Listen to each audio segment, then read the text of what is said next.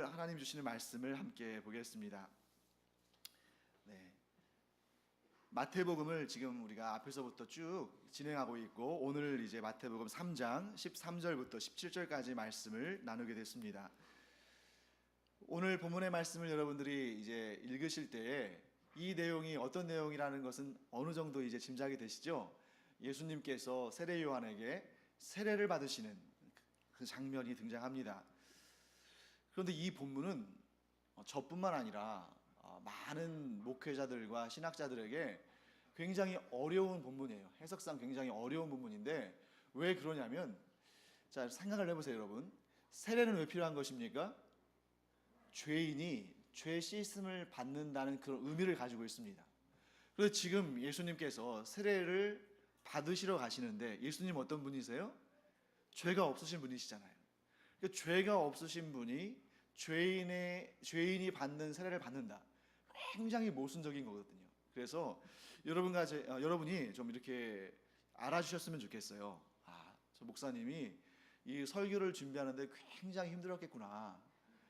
이 본문 자체가 굉장히 모순적이고 난해한 본문이기 때문에 그렇습니다.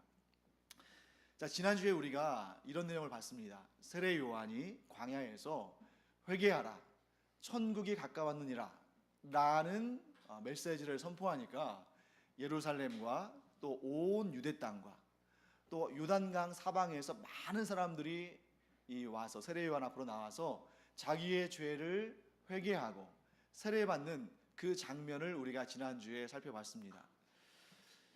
그런데 세례 요한이 많은 사람들이 자기에게 와서 세례를 받는 그 일들을 했지만, 많은 사람들에게 세례를 베풀었습니다. 그런데 딱 두 번 세례 주기를 거부했어요.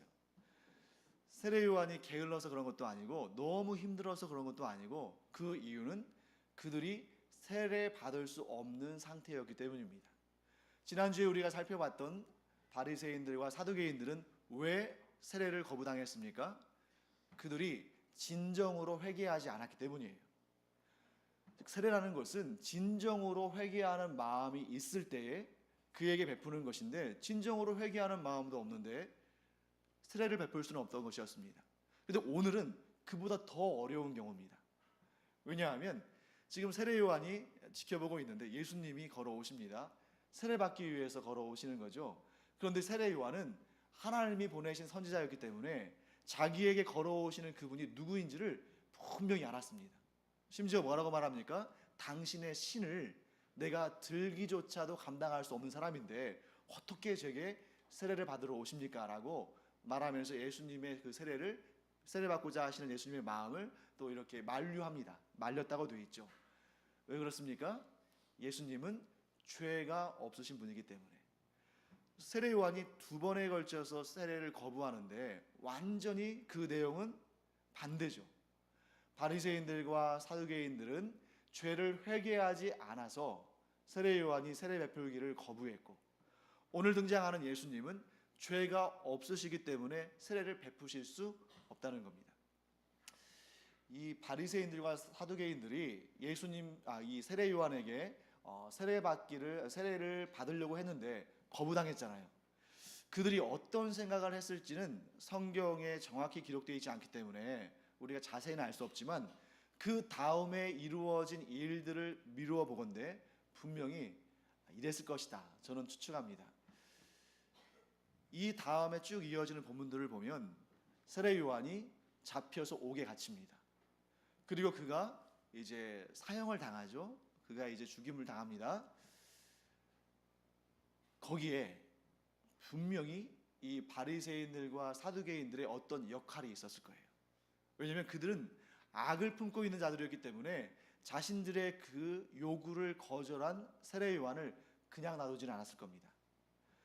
그럼에도 불구하고 이 당시에 가장 큰 권력 집단인 사두개인들과 바리새인들을 또 그들의 청을 거절했을 때에 자신이 어떠한 위험에 처할 거라는 것을 어느 정도는 짐작했을 건데, 이 세례 요한이, 그럼에도 불구하고 그는 아주 성품이 강직한 사람이고 의지가 굳은 사람이고 자기 신념이 뚜렷한 사람입니다.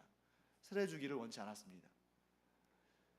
그런데 이러한 아주 그 심지가 강하고 자기 의지가 강하고 또 반듯한 그러한 세례 요한이 예수님께도 세례 주기를 거부했는데, 그런데 어떤 한 말씀을 듣자마자 예수님께 세례를 주었습니다.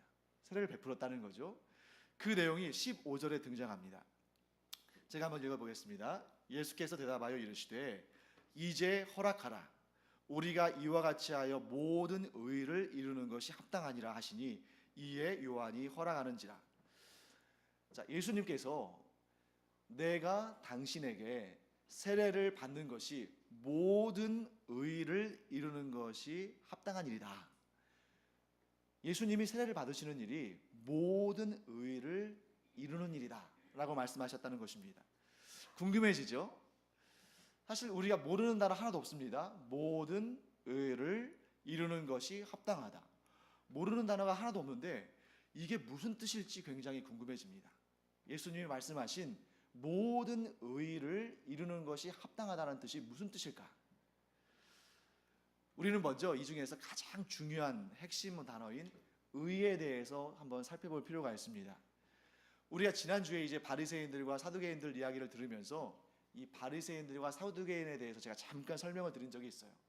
근데 이 바리새인들과 사두개인들은 어떤 사람들이냐면 자기 의로 가득 찬 사람들입니다. 이 자기 의가 뭐냐면 이 사람들은 어떻게 생각했냐면 우리는 하나님과 언약을 맺은 아브라함의 후손들이다. 그리고 우리는 아브라함의 후손들이고 하나님의 택함 받은 백성이라는 표시로 할례를 받은 사람들이다.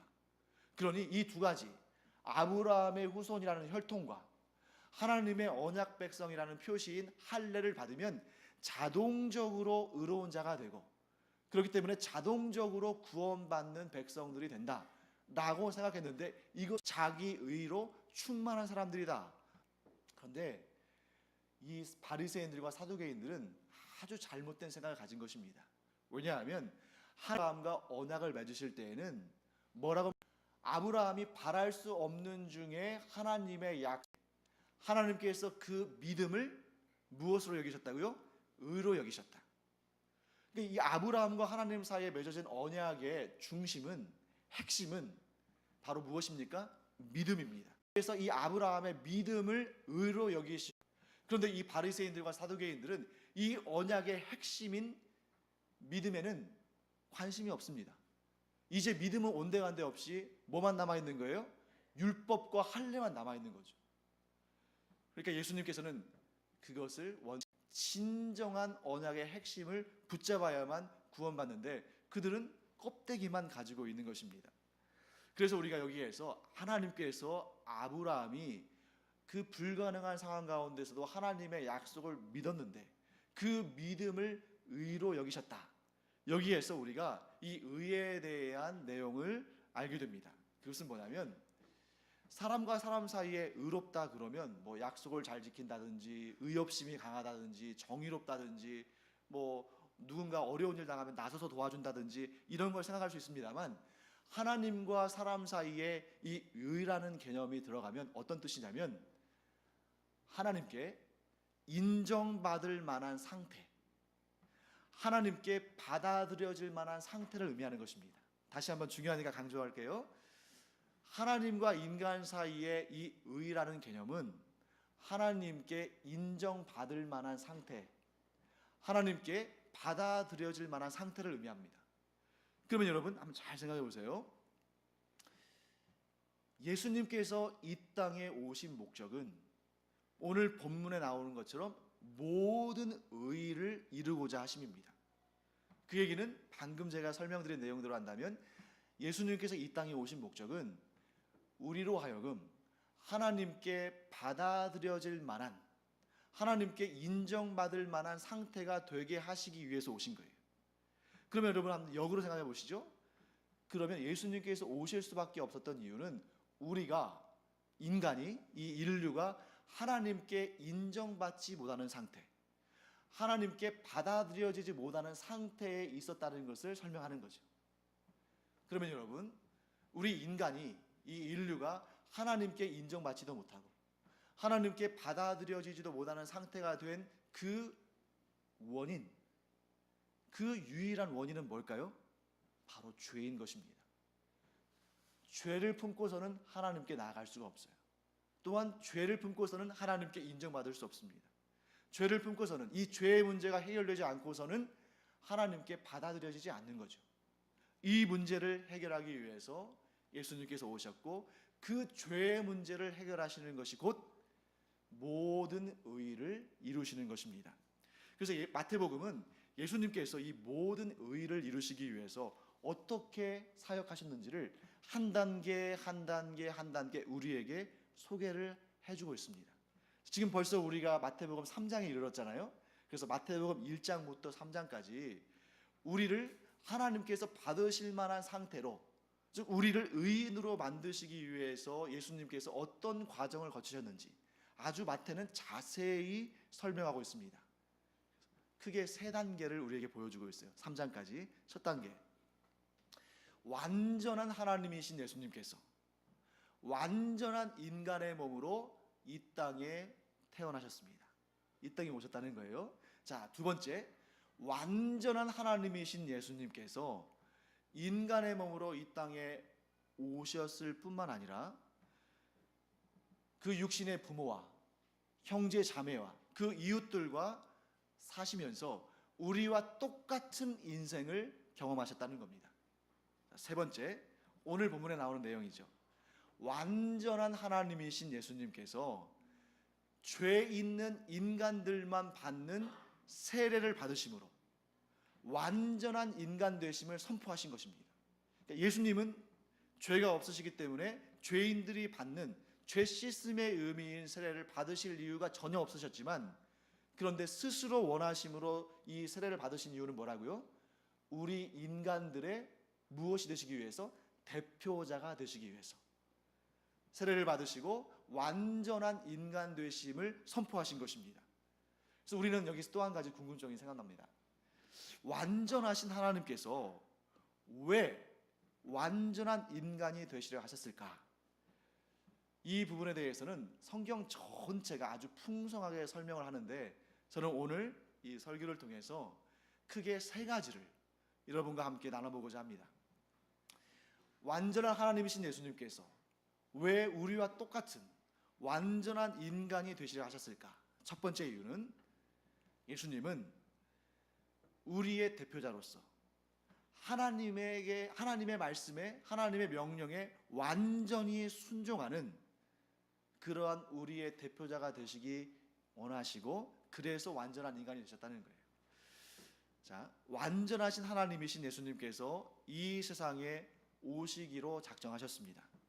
그런데 그 방식이 매우 독특합니다. 하나님께서 이 땅에 오신다면 그것은 아마도 이 세상에 죄 많은 사람들을 심판하러 오실 것 같은데, 심판하시기 전에 완전한 인간의 몸으로서 우리의 대표자가 되기를 원하셨다. 여러분, 하나님이 완전한 인간의 몸이 되셨다, 절대자가 완전한 인간이 되었다는 것은 그 어떤 종교나 어떤 신화에서도 볼 수 없는 대목입니다. 제가 한번 예를 들어보겠어요. 우리에게 아주 친숙한 신화가 있죠. 그리스 신화가 있습니다. 여러분, 그 그리스 신화에서 대표적인 가장 높은 신은 누군가요? 제우스입니다. 여러분들이 이제 아마 그리스 신화를 어렸을 때나 학창 시절에 읽어보신 경험들이 있으실 텐데요. 제우스가 이 땅에 인간의 모습으로 온 적이 있을까요? 없을까요? 있죠. 제우스가 인간의 모습으로 이 땅에 온 적이 여러 번 있습니다. 그런데 그 그리스 신화를 꼼꼼하게 읽어보신 분들은 아시겠습니다만, 제우스가 이 땅에 올 때는 목적이 있어요. 대부분은 정말 아름다운 인간 여인에게 반해가지고 그 여인을 차지하고자 인간의 모습으로 와서 그 여인을 유혹하는 경우들이 많습니다. 그렇지 않다 할지라도 자기의 영광을 사람들에게 드러내고 사람들에게 칭송받고자 인간의 모습으로 올 때도 있어요. 그렇기 때문에 여러분, 신이 이 땅에 인간으로 올 때에는 대부분의 신화에서는 굉장히 이기적인 목적이나 자기의 어떤 그런 영광을 받기 위해서 오는 그런 부분들을 보게 되는 거죠. 우리나라의 경우는 어떻습니까? 우리나라의 대표적인 신화는 무엇이죠? 단군 신화죠. 단군 신화도 보면 천상의 신이 지상의 인간으로 온 그런 경우가 나타납니다. 단군의 아버지 이름이 뭡니까? 그게 역사적인 사실이건 아니건 떠나서 단군의 아버지 이름이 환웅이죠. 환웅이 이 땅에 인간으로 옵니다. 그런데 이 땅에 인간으로 올 때 환웅이 어떤 목적으로 왔을까요? 이 땅에 나라를 세우고 사람들을 다스리기 위해서 오는 겁니다. 이처럼 모든 종교와 모든 신화에서 신이 인간이 되는 경우도 뭐 많지 않지만 인간이 되었다 할지라도 그것이 완전한 인간이 아니라 인간의 모습으로 오는데 그것도 자기의 어떤 유익이나 자기의 영광을 취하거나 자기의 목적을 달성하기 위해서 온다는 거죠. 그런데 오늘 우리는 예수 그리스도께서 완전한 인간이 되실 때는 그와는 다르다는 걸 알 수 있습니다.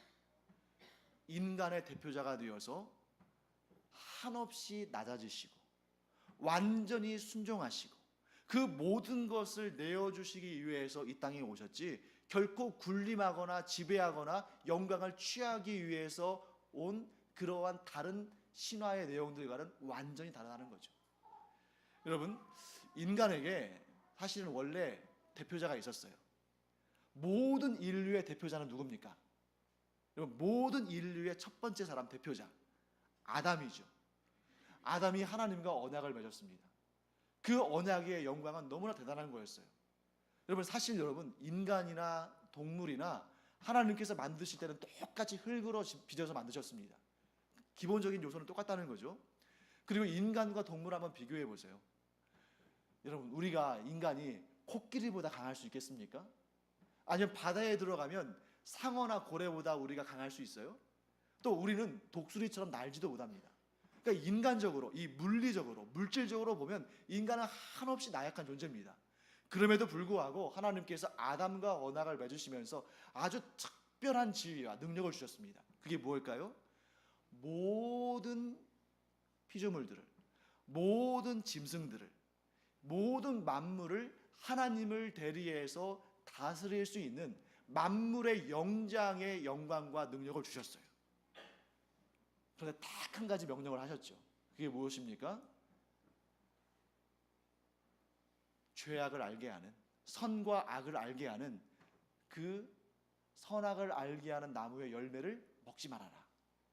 그런데 그 한 가지 명령에 아담은 어떻게 반응했습니까? 불순종으로 반응했죠.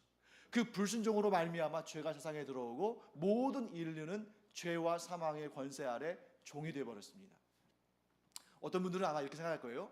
아담이 짓지도 않은 아담이 저지른 죄를 나는 짓지도 않았는데 왜 내가 아담과 똑같은 형벌을 받아야 되느냐? 이게 바로 대표성, 대표자의 원리입니다. 여러분 한번 생각해 보세요. 아담이 또 하와가 범죄하지 않았다면 오늘날 우리의 상태는 어땠을까요? 우리는 죄와 사망의 종로로 타지 않고 여전히 만물의 영장으로서 모든 피조물들을 다스리는 그 영광스러운 직분을 계속 유지했을 겁니다. 근데 사람들이 참 독특하죠? 달면 삼키고 쓰면 뱉는다고 이러한 아주 그 어떤 피조물도 가질 수 없는 영광스러운 직분을 받을 때에는 아무 말도 않고 그냥 따라갑니다. 그 받겠다는 거죠. 그런데 이제 아담이 범죄하고 아담 안에서 모든 인류가 죄와 사망의 노예가 되었다, 종이 되었다 그러면 그거는 싫다고 하는 거예요. 좋은 것은 받겠는데 요 안 좋은 것은 내가 따를 수 없다는 거죠. 그러나 여러분, 대표성의 원리에서는 아담이 하나님과 언약을 맺을 때는 그 안에 누가 있는 거예요? 우리가 있는 것입니다. 그래서 여러분, 모든 인간이 죄와 사망의 노예가 됐어요. 그런데 예수님께서는 이 땅에 우리와 똑같은 인간, 곧 아담이 우리와 똑같은 인간이었던 것처럼 예수님은 우리와 똑같은 완전한 인간이 되셔서 그 아담이 불순종한 그 자리에서, 그 대표자의 자리에서 완전한 순종을 이루심으로 우리가 그 예수 그리스도의 십자가에 달려 죽으시기까지 순종하신 그 순종으로 말미암아 우리가 그 예수님이 이루신 의를 얻게 됐다는 겁니다. 예수님께서 우리의 대표자가 되셨으니까. 그래서 로마서 5장 19절은 우리에게 이렇게 말씀합니다. 제가 한번 읽어드리겠습니다. 한 사람이 순종하지 아니함으로 많은 사람이 죄인 된 것 같이 한 사람이 순종하심으로 많은 사람이 의인이 되리라. 앞에 나오는 한 사람은 누군지 아시겠죠? 아담이 순종하지 않으므로 많은 사람이 죄인이 된 것 같이 한 사람, 즉 예수님이 순종하심으로 많은 사람이 의인이 되리라. 이처럼 예수님은 우리의 대표자가 되셔서 우리와 똑같은 인간으로서 아담이 불순종한 그 자리에서 우리의 대표자로서 죽기까지 순종하심으로 우리를 구원하기를 원하셨다는 거죠. 그래서 우리와 똑같은 완전한 인간이 되시기를 원하셨다는 것입니다.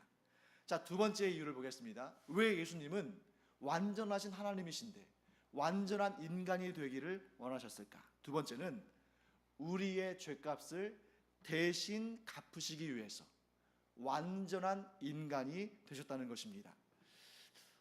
자, 여러분, 우리는 분명히 하나님이 정하신 법을 압니다. 그것이 뭐냐면 죄의 값은 사망이다.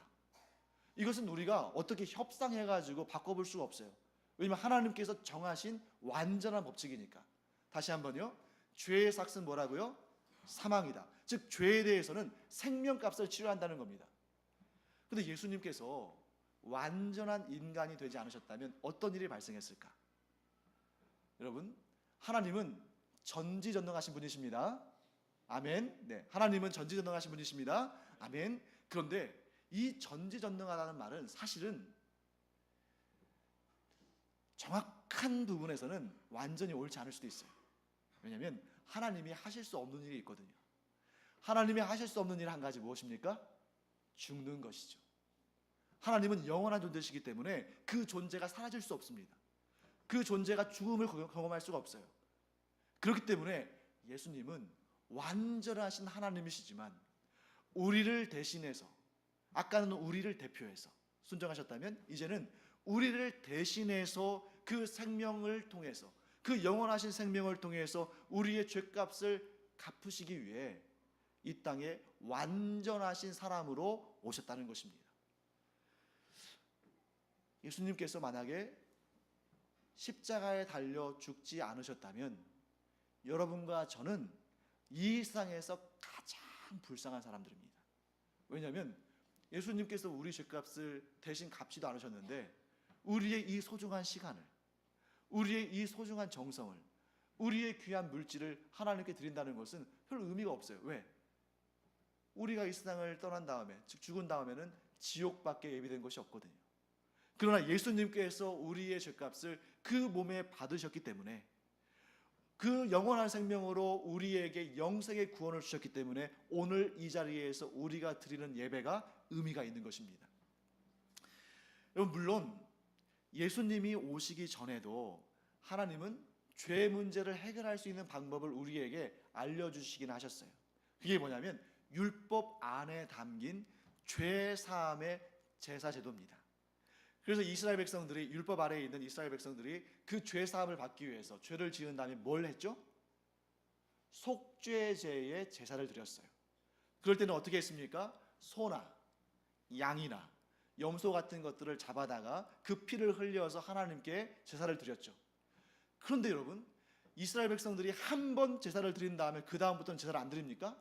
아니잖아요. 매번 절기 때마다 제사를 드리고 또 자기가 죄가 있어서 그 죄를 하나님께 회개하고 죄사함을 구할 때 또 희생제사를 드립니다.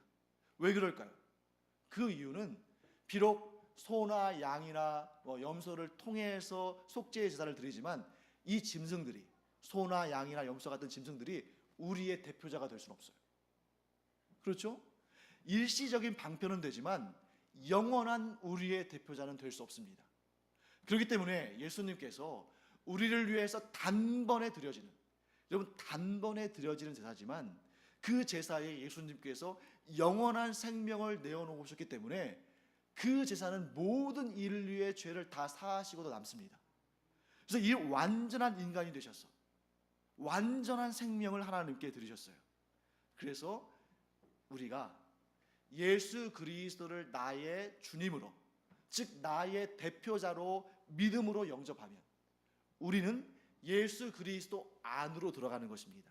왜냐하면 예수님께서 우리의 대표자가 되시기 때문에, 마치 아담 안에서 우리가 하나님과 언약을 맺었고 아담 안에서 죄의 삭신 사망을 경험하게 된 것처럼, 우리가 예수 그리스도를 나의 구주로 영접하면 예수 그리스도께서 나의 대표자가 되시고 나는 예수 그리스도 안으로 들어가는 것입니다. 그래서 예수 그리스도께서 우리를 위해서 죄값을 갚으셨을 때 우리는 영생의 복락을, 예수님의 그 영원한 생명을 내 안에서 누리게 되는 것이죠. 그래서 우리를 대신해서 우리의 죄값을 완전히 갚으시려고 예수님은, 완전하신 하나님이신 예수님은 완전한 인간이 되신 것입니다. 자, 마지막으로 세 번째를 보겠습니다. 예수님께서 왜 우리와 똑같은 완전한 인간이 되시기를 원하셨는가? 예수님께서 우리의 삶을, 즉 인간의 삶을 친히 경험하심으로 우리의 연약함을 도우시려고, 우리의 연약함을 돕기 위해서 완전한 인간이 되셨습니다. 히브리서 2장 18절은 우리에게 이렇게 얘기합니다. 그가 시험 고난을 당하셨은즉 시험 받는 자들을 능히 도우실 수 있느니라. 여러분, 사탄 아시죠? 사탄에 대한 여러 가지 설명들이 있지만 그 중에 대표적인 한 가지가 뭐냐면 참소하는 영입니다. 들어본 적 있으시죠? 사탄은 참소하는 영이다. 근데 이 말을 우리가 잘 안 쓰는 말이기 때문에 좀 와닿지 않을 수 있어요. 근데 오늘날 우리가 주로 쓰는 말로 바꾼다면 사탄은 고발하는 영이다. 사탄은 고소하는 영이다. 굉장히 사탄은 얄미운 존재입니다. 왜냐하면 우리가 죄를 짓도록 사탄이 교묘하게 우리를 유혹합니다. 그래서 그 사탄의 올무에 우리가 걸려 넘어지면 죄를 짓게 되는 것이죠. 죄를 지으면 자기가 유혹해 놓고서 우리를 끌고 하나님의 그 거룩하신 그 법정으로 우리를 끌고 갑니다. 그리고 하나님 앞에 우리를 고발하고 고소하죠. 얘가 죄를 지었는데 하나님 아시죠? 하나님께서 친히 내리신 그 법을 아실 겁니다. 그 법이 뭐예요? 죄의 삭은 사망이다. 그러면서 이 하나님의 그 법을 가지고 우리를 막 고소하고 고발하고 우리를 아주 영원한 죽음으로 끌고 가려고 그렇게 힘써서 역사하는 것이 바로 사탄입니다. 그런데 하나님의 입장을 한번 생각해 보세요. 하나님께서 직접 만드신 법을 하나님께서 어기실 수 없잖아요. 그런데 만약에 하나님께서 이 인간들을, 죄로 말미암아 영원히 죽을 수밖에 있는 인간들을 내가 다 죄 없는 것으로 하겠다. 그러면 어떤 일이 발생할까요? 우리야 좋을지 모르죠. 하지만 사탄은 하나님마저도 참소하는 영입니다. 하나님께서 그렇게 거룩하다고 하시더니, 하나님께서 죄에 대해서는 아주 단호하다고 하시더니 왜 이렇게 얼렁뚱땅 지나가십니까? 하나님마저 참소할 수 있는 것이 바로 사탄입니다. 그렇기 때문에 하나님께서 어떻게 하셨어요? 예수 그리스도의 생명을 내어주시고 그 영원한 생명을 내어주시고 우리를 구원하신 것입니다. 사탄은 완전히 당한 거죠. 왜? 하나님께서 인간이 되셔서 그 영원한 생명을 내어주시라고는 상상도 못했을 거니까요. 그러나 사탄의 그 괴계는 예수님의 십자가의 그 보혈의 공로로 다 무너지고 말았습니다. 그런데 여러분, 사탄이 그 한 번 패배했다고 자기는 이제 더 이상 인간에게 그 어떠한 유혹도 하지 않겠다고, 이제 내가 졌다고 순순히 인정하고 떠날까요? 사탄은 결코 그렇지 않습니다. 예수 그리스도께서 다시 오셔서, 즉 재림하셔서 그 사탄의 권세를, 죄와 사망의 권세를 저 영원히 타는 지옥불에 떨어뜨리시기 전까지는 사탄은 계속해서 우리를 시험하고 유혹하고 걸고 넘어집니다. 이 사실을 가장 잘 아시는 분이 바로 우리의 대표자 되신 예수님이세요. 그렇기 때문에 이 사실을 아시는 예수님께서 우리를 대표해서 이 땅에서 우리가 경험한 모든 것들을 경험하심으로 사탄이 우리를 어떻게 시험하고 사탄이 우리를 어떻게 걸고 넘어지고 또한 우리가 그 시험 앞에 얼마나 약한지를 다 아심으로 우리를 도우신다는 것입니다. 여러분, 사탄이 어떤 존재인지 우리 잘 한번 생각해 보시죠. 아담과 하와, 우리의 대표자였던 최초의 인류였던 아담과 하와가 누구에게 시험을 받았습니까? 보통 이제 성경에서 우리 그 내용들을 본다면 뱀이잖아요. 하지만 뱀은 단지 도구일 뿐. 그 뱀을 이용해서 우리를 유혹하고 시험한 존재는 누굽니까? 사탄이죠. 그런데 그 사탄은 굉장한 능력자입니다. 여러분, 혹시 여기에서 뭐 실험을 하시거나 뭐 직업이나 이런 부분에 있어서 경험이 굉장히 중요하다는 사실을 부인하실 분은 안 계시겠죠. 어떤 사람이 어떤 일을 하는데 경험을 1000번, 10,000번 했다면 그 사람은 그 분야의 완전 달인일 겁니다. 그만큼 경험이 많으니까요. 사탄은 우리 인간을 쓰러지게 하고 유혹하는데 달인 중에 달인입니다. 왜냐하면 사탄의 그 경험한 횟수를 한번 생각해 보세요. 최초의 인간인 아담과 하와부터 유혹하고 미혹하기 시작해서 오늘날 지금 저 뒤에 이렇게 어린아이 안고 있잖아요. 아마 이 중에는 또 임신해서 태중의 아기를 또 이제 잉태하고 계신 그런 부모도 계실 텐데, 그 태중에 있는 아기에 이르기까지 모든 인류를 단 한 사람도 빠짐없이 다 미혹하고 시험한 것이 사탄입니다. 그러니까 여러분, 아마 숫자로 따지면 얼마일까요? 지금 현재 이 지구상에 살아가는 인류만으로도 70억인데 아마 수백억, 어쩌면 수천억이 될 수도 있지 않겠습니까? 그 많은 사람들을 다 시험해 봤어요. 다 유혹해 봤습니다. 그러니까 어떤 사람은 어디에 약하고 어떤 사람은 어디에 약한지 다 알고 있어요. 예를 들면 저는 강한데 여러분들이 유난히 약한 부분이 있겠죠. 근데 여러분들은 강한데 저는 또 유난히 약한 부분이 있을 수 있습니다. 근데 이런 내용들을 사탄은 다 알고 있어요. 다 알고 있으니까 이것을 맞춤형으로 제작해서 유혹합니다. 하나님은, 제가 여러분들에게 여러 번 말씀드렸습니다. 하나님은 완전하신 하나님이시기 때문에 우리의 강함을 통해서도 역사하시고 우리의 약함을 통해서도 역사하십니다.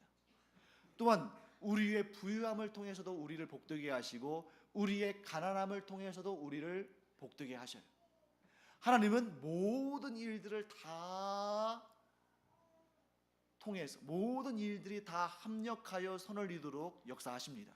우리는 분명히 이런 믿음이 있습니다. 근데 사탄은 가짜 하나님이에요. 진짜 하나님은 아닙니다. 그런데 하나님처럼 보이려고 노력하고 하나님의 방법을 사용해요. 그러나 그는 악한 존재이기 때문에 반드시 그 열매는 악한 열매를 맺습니다. 하나님의 방식대로 한번 설명해 볼까요? 사탄은 우리의 실패를 통해서도 우리를 유혹하고 시험하지만 동시에 우리의 성공을 통해서도 우리를 시험하고 미혹할 수 있습니다.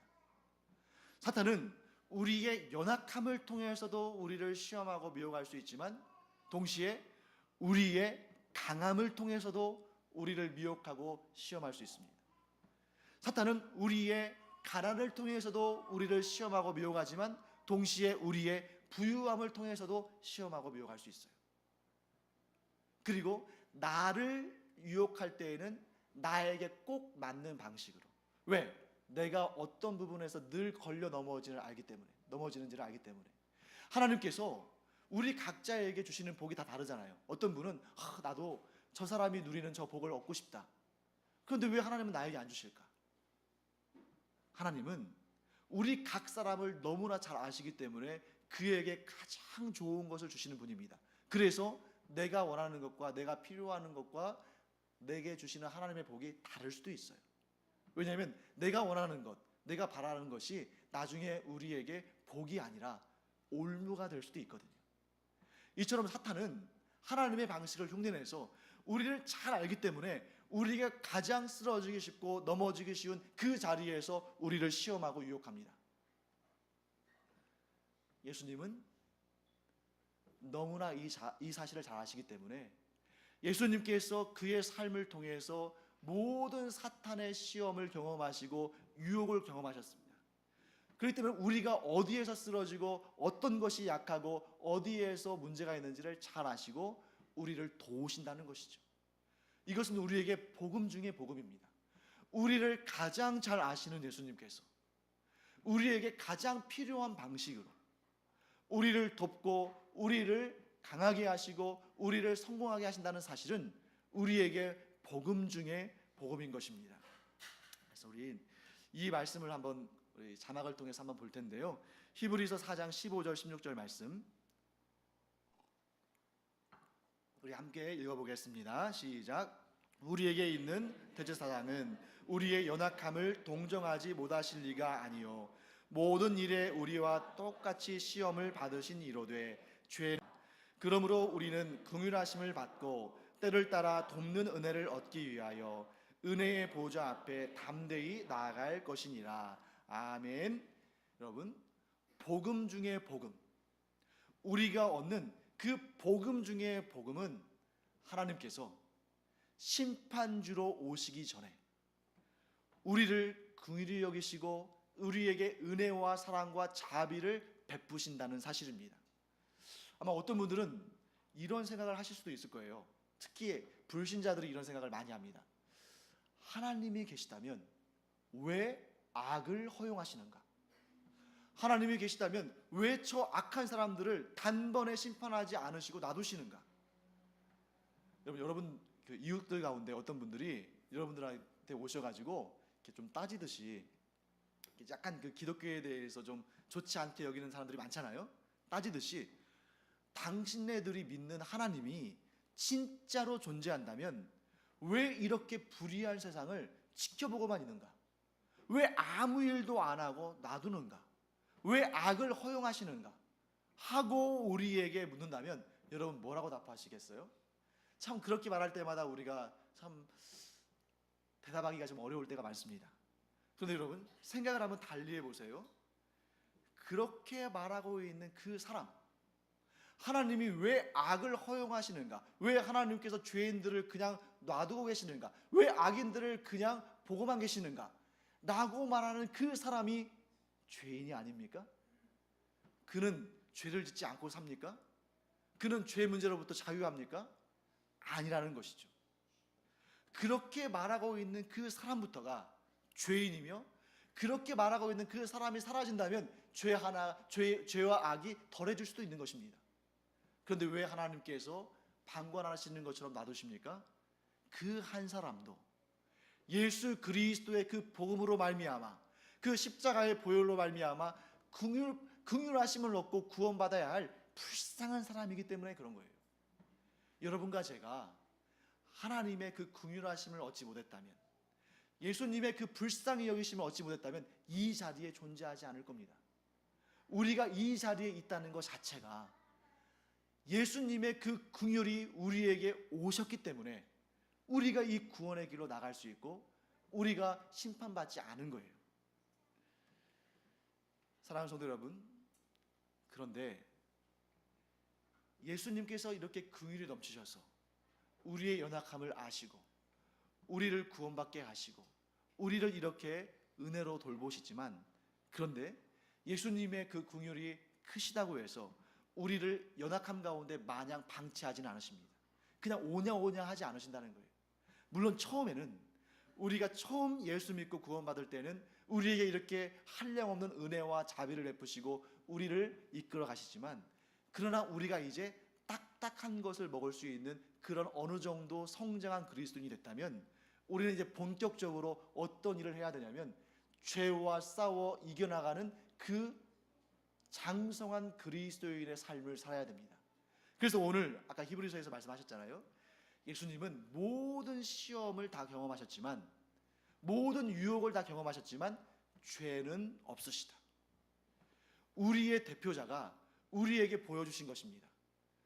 우리가 그 죄와 싸워 이겨나갈 수 있는 존재로 예수님께서 우리를 세워나가신다는 것을 우리는 알아야 됩니다. 그래서 여러분과 제가, 그렇다, 내가 예수 그리스도의 그 대속의 사용으로 말미암아 죄사함 받고 의로운 자라고 인정받았지만 그것으로 끝이 아니라 지금 이 시간에도, 이 순간에도 사탄은 계속해서 나를 시험하고 유혹하는데, 내가 주님의 손을 굳게 붙들고 결코 나를 포기하지 않으시는 그 주님의 손을 굳게 붙들고 이 죄의 유혹과 사망의 그 시험에 내가 싸워서 승리하고 승전가를 불러야겠다, 이 믿음을 갖고 굳건히 서는 여러분과 제가 되기를 간절히 축원합니다. 예수님께서 이 세상에서 우리와 똑같은 인간의 삶을 사시면서 사탄의 유혹과 죄의 시험들을 경험하셨기 때문에 우리가 넘어지는 그곳에서 우리의 손을 잡으시고 일으켜 주실 줄 믿습니다.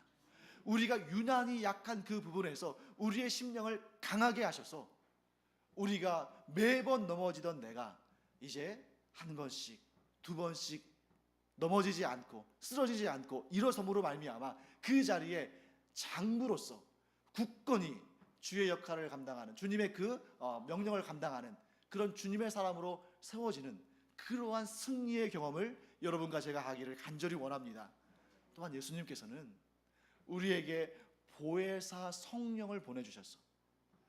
우리가 연약할 때 우리를 위하여서 기도하시고, 또 우리가 쓰러질 때에 우리 손을 잡아주시고, 또 우리가 지쳐 넘어질 때에는, 정말 도무지 우리가 감당할 수 없을 때에는 우리를 안으시기도 하시고 우리를 업으시기도 하시고 우리 앞에서 끌어주시기도 하시고 우리 뒤에서 밀어주시기도 하시면서 우리를 최후 승리 얻는 그때까지 그 표적을 향해서, 그 목적지를 향해서 우리가 힘있게 달아드실 수 있도록 하나님께서 우리를 도우실 줄 믿습니다.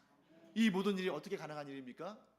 예수님께서 우리와 똑같은 인간이 되셔서 우리의 대표자가 되시고, 또 우리를 대표해서 그 죄와 또 유혹과 사탄의 시험을 이겨내심으로 말미암아 우리가 할 수 있다는 그러한 자신감을 얻게 하셨다는 것이죠. 사랑하는 성도 여러분, 물론 이제 이 예배 현장을 우리가 지키고 있을 때에는 담대함을 얻습니다만, 또 이 예배 현장을 떠나면 우리가 여전히 연약한 존재로 세상을 살 것입니다. 하지만 우리는 반드시 기억하기를 원합니다. 우리의 대표자이신 예수님께서 이미 승리하셨고 우리로 하여금 그 승리의 길을 걸을 수 있도록 우리를 인도하신다. 또한 예수님께서 보내신 그 성령께서 우리 안에 충만히 거하심으로 말미암아 우리가 주님과 함께 승리할 수 있다. 이 믿음을 가지고 날마다 믿음의 승리를 거두시는 여러분과 제가 되기를 간절히 축원합니다.